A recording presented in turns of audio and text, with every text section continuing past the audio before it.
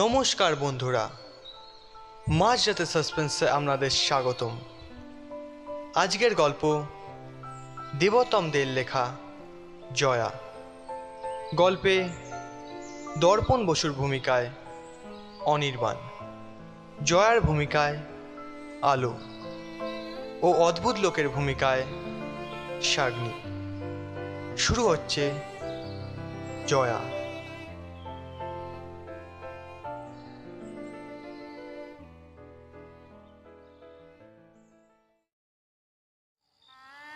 সেদিন দিনটা ছিল শুক্রবার, দীনদয়ালের মেয়ের বিয়ে। হ্যাঁ, মেয়েটার নাম ছিল জয়া।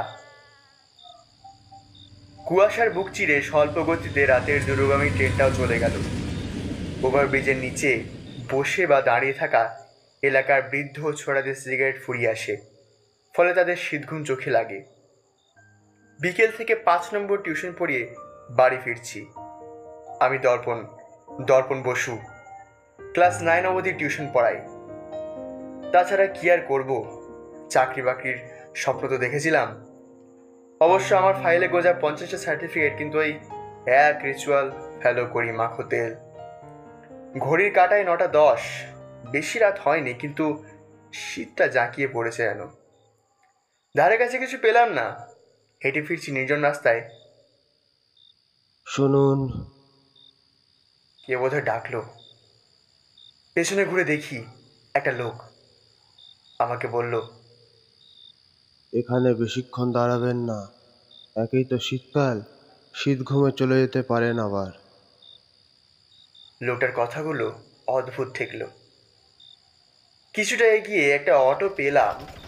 অতঃপর লালপুর থেকে বাড়ি ফিরলাম। খালটার মাঝ বরাবর দিকটায় জল বুদবুদ করছে, নিস্তব্ধতা চারিদিকে। একটা কেউ ফিসফিস করে বলছে আর কয়েকজনকে, তাড়াতাড়ি পা চালা, পোড়াবারকে বেরোতে হবে। লোকটার পায়ের চটি চোরা বাড়িতে আটকে গেল। টর্চ হাতে পা টেনে তুলতেই কেউ যেন তাকে ওই খাল থেকে ডাকলো।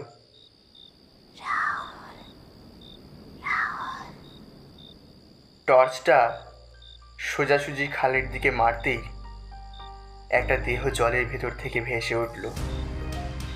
জলের উপর চিৎকার করে ছেলেটা দৌড়ে পালাতে গিয়ে আগত ট্রেনের ধাক্কায় নিহত হলো।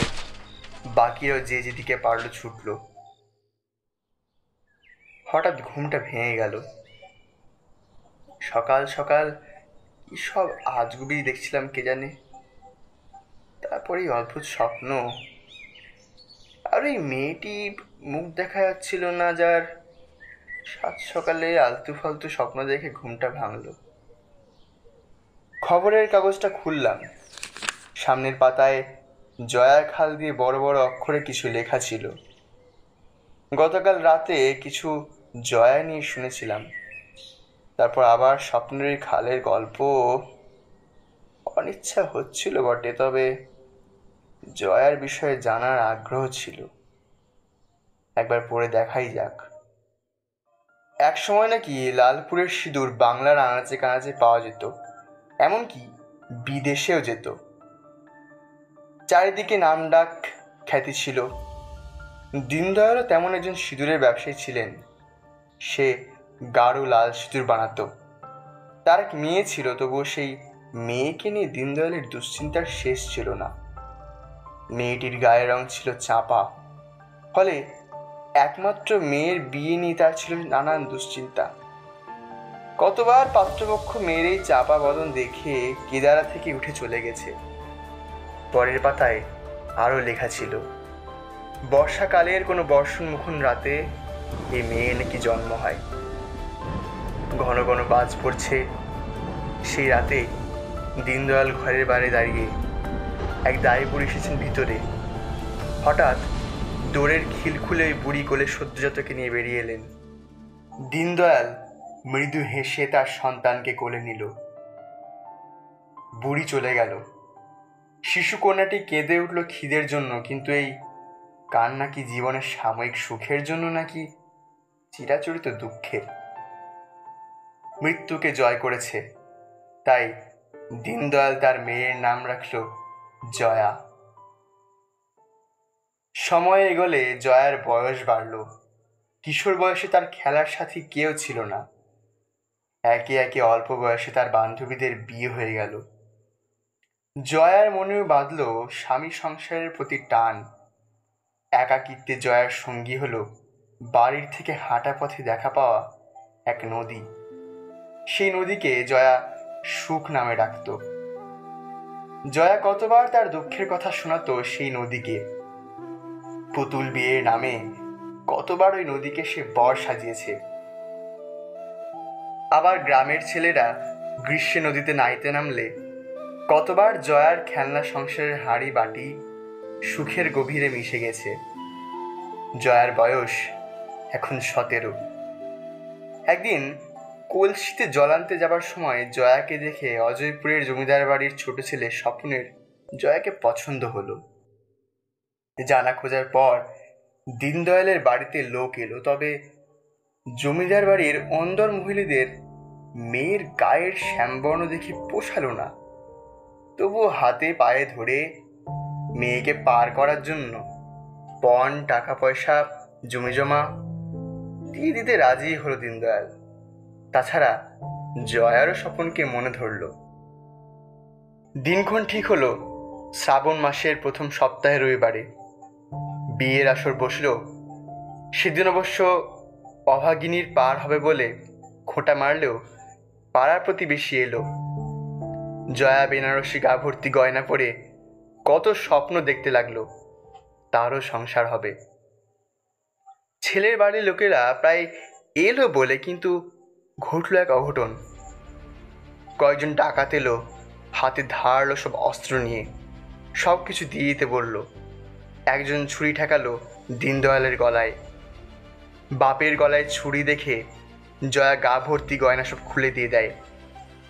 কালো মেয়েটির শরীরের কণাগুলো খাঁ খাঁ করতে থাকে নারীদের বাড়তি সৌন্দর্য উপভোগ করার জন্য।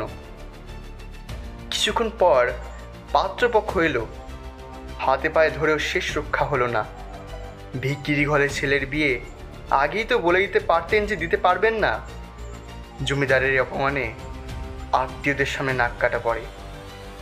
ক্রমশ কথা রোড উঠল আশেপাশে, মেয়েটা লগ্নভ্রষ্টা হলো গো।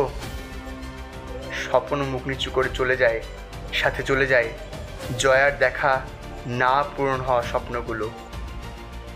জয়া জানলা দিয়ে দেখলো অপমানে লজ্জায় দৌড়াটকে গলায় ফাঁস দিয়ে ফেলেছে দীনদয়াল।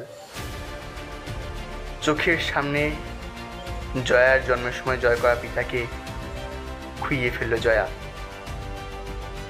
ওই ভরা শ্রাবণে তার প্রথম ছেলেবেলার ভালোবাসা, তার সুখ খরস্রোতা নদীর বুকে ঝাঁপিয়ে পড়ে ডুবতে ডুবতে জয়া বলল, জয়া লগ্নভ্রষ্টা হলো না।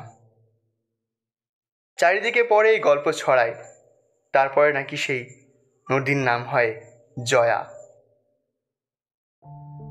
এই ঘটনার 12 বছর পরে বিদেশি সাহেবরা উন্নত যোগাযোগের জন্য জয়াকে জীবন্ত মেরে ফেলে। নদীর উপরে রেল লাইন, বড় বড় পিলারের শব্দ, কংক্রিটে চাপা পড়তে থাকে জয়ার কান্নার শব্দ। সময় এগোতে এগোতে আজ জয়া হারিয়েছে।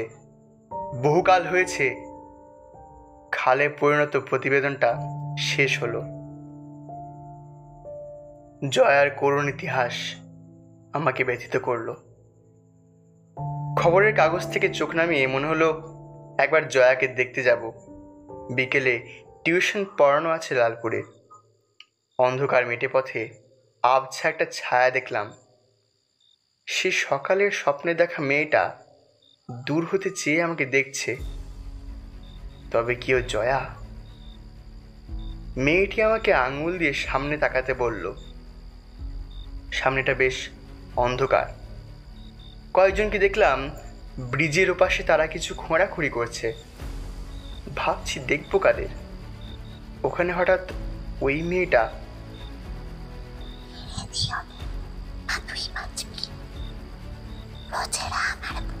বড় বড় গাড়িতে করে বাড়ি বানাই অট্টালিকা, আমায় শেষ করছে কাজের চান্ডাল।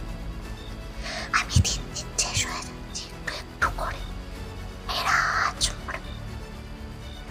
আমি কি বলবো বুঝছিলাম না। জয়া ক্রমশ নদীর ভেতর থেকে এগিয়ে যেতে লাগলো। কচুরি পানার মাঝে স্রোত বাড়লো একটা। সম্মিলিত চিৎকার শুনলাম, পুলিশ এলো। কিন্তু কেউ আমার কথা বিশ্বাস করলো না। জলে ডুবে 4 জনের মৃত্যু হয়েছে। 3 বছর পর একটা নিউজ চ্যানেলে চাকরি পেয়েছি। ভাবলাম অজেয় নদীটার জন্য কিছু করি, একটা কভারেজও করলাম। জয়া একসময় বেগবান ছিল।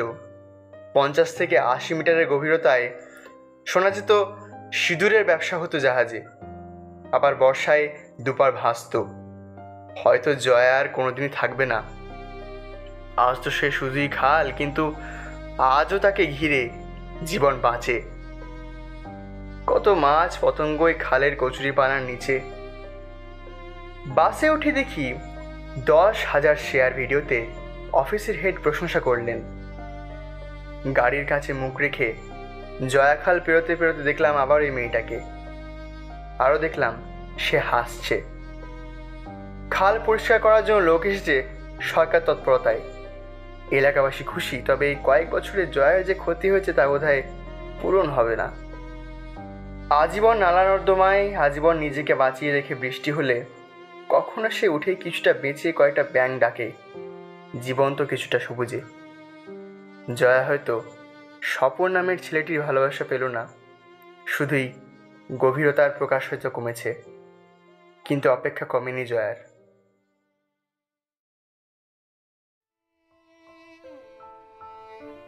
এতক্ষণ শুনছিলেন দেবতমদের লেখা জয়া। গল্পটি ভালো লাগলে লাইক করুন, শেয়ার করুন ও চ্যানেলটিকে সাবস্ক্রাইব করে দিন।